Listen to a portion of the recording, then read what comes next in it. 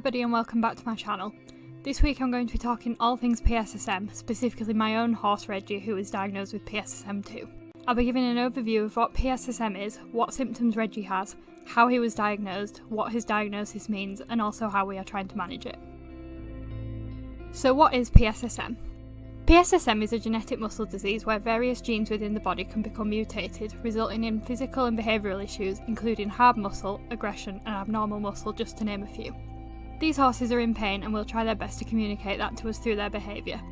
There are 7 known variants of PSSM overall, although it is strongly suspected that there are still more to be discovered. The ones that we know of are organised into 2 categories: PSSM1, consisting of the P1 variant of PSSM, and PSSM2/MIM, which includes the other 6 known variants known as P2, P3, P4, P8, K1 and PX. PSSM stands for polysaccharide storage myopathy. PSSM2 has more recently been renamed MIM. This stands for muscle integrity myopathy. The PSSM2 variants were discovered after the P1 variant, and although they were similar in terms of their symptoms, the new 6 variants were not glycogen storage issues. Because of this, they were initially categorised together under the name polysaccharide storage myopathy 2. Since then, more has become known about the variants of PSSM2, hence the name change. These variants are categorised by mutations in various genes linked to proteins in the body, except for the PX variant, which affects the calcium channels in the brain and is more of a neurological issue that links to muscle issues rather than a muscle issue itself. These variants produced additional symptoms such as tying up, extreme spookiness, and unfortunately this type of PSSM is progressive and often less easy to manage. I will be going into more detail on PSSM, the variants, testing, management, and so many other PSSM topics in future videos to help educate and raise awareness about the disease. For now though, onto Reggie. Reggie is my 13-year-old part-bred Andalusian. He came to me as a rescue after being surrendered by his previous owners due to behavioural issues under saddle and on the ground. He was very overweight, aggressive, and had an abnormal gait as well as extremely tight and sore muscles. He was also exceptionally reactive and showed some interesting cognitive behaviours. His behaviour could often be dangerous, and I was keen to figure out what was going on with him both physically and mentally.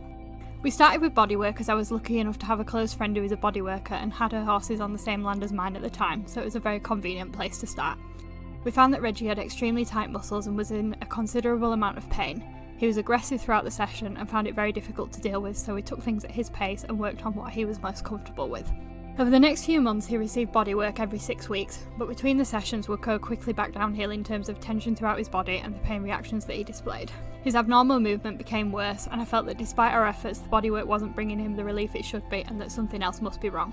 As I mentioned, he was very overweight, and despite my efforts on him living on a track system, he was losing weight in some areas of his body whilst finding it much harder to lose them elsewhere, particularly in his hind end. At the start of the summer I tested him for PSSM1, which he was negative for, and at the same time PSSM2. In the autumn his results came back and he was positive with the variants MP2 and NPX. So what were Reggie's symptoms?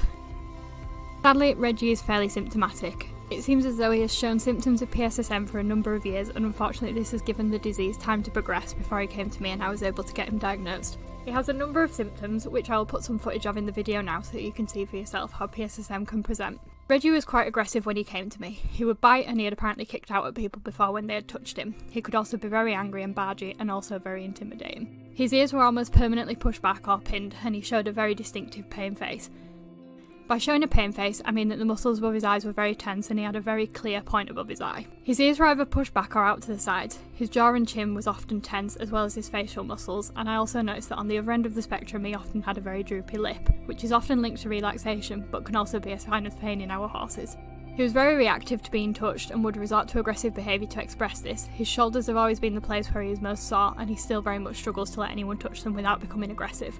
He hated being brushed initially, and even gentle massage to begin with was very uncomfortable for him. Reggie also has a very abnormal gait, most noticeable in walk and then trot, but overall chronically abnormal throughout all of the gaits. He has a very upright hind end with a very stilted walk which becomes a choppy and hitchy type of trot. He has also struggled with intermittent lameness.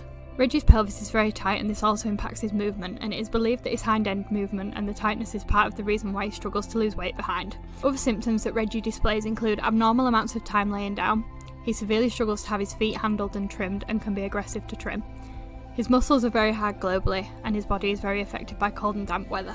As Reggie also has the PX variant, this means that he has more neurological types of symptoms too. PX is similar to autism in humans, and as a result of this he really struggles with sensory overload, is very spooky, becomes stressed if his routine is broken, and also displays behaviours similar to tics or stims seen in human neurodivergent patients.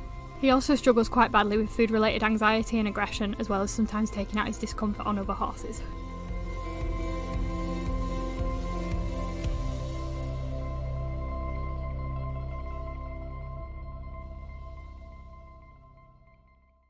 So how was Reggie diagnosed? Reggie was diagnosed through the Generatio Genetic Hair Strand test. He fits his diagnosis perfectly and has almost all of the symptoms relevant to the variants he was diagnosed with. How is Reggie managed? Myself and Reggie are still in the process of trying to manage his symptoms. As I mentioned previously, he is fairly symptomatic, and the weather conditions the UK has been experiencing for the last 6 months have not been kind to him. Currently I have seen a very slight improvement through body work as his muscles are not quite as hard as they were, but he still has a very long way to go before I would consider his condition managed. PSSM horses really appreciate being rugged and often thrive on being rugged heavier than the average horse. This has very much been the case for Reggie, and his health has improved through keeping him rugged up in cold and wet conditions, which helps to keep his muscles warm and dry. We have also started to address his diet with the help of a nutritionist who has knowledge of PSSM. He was already on low sugar and starch chaff, however I switched him from Honey Chop Light to Dengie Meadow Light, which has even lower sugar and starch levels. He is fed a powdered vitamin and mineral balancer, as well as added amino acids and extra vitamin E. Currently I am also in the process of adding a source of protein into his diet to aid his P2 symptoms, and also magnesium for his PX symptoms. He is fed Adlib Meadow Hay, which is tested and dust extracted to ensure that it is low in sugar and starch, and to help me accurately balance his supplements. Reggie also receives regular body work every 6 weeks from an equine massage therapist and also a physio. Here he receives hands-on treatment, as well as treatments from equipment such as pulsed electromagnetic field therapy and also infrared light therapy. I am also currently looking to get a posture specialist involved this year to help with his body condition and abnormal movement. I also own several pieces of therapy equipment for Reggie, including the Equilibrium Hotspot Massage Pad, an Epione pad, and also an Equiball. I also studied basic massage techniques such as Effleurage and Masterson method, just to name a few. This means that I'm able to maintain him more effectively between his sessions with professional bodyworkers. Reggie also lives out 24/7 on a track system, which helps to keep him moving both to aid his muscles and encourage weight loss. When the weather is good, he does clicker training work in movement, and I also compete him in horse agility.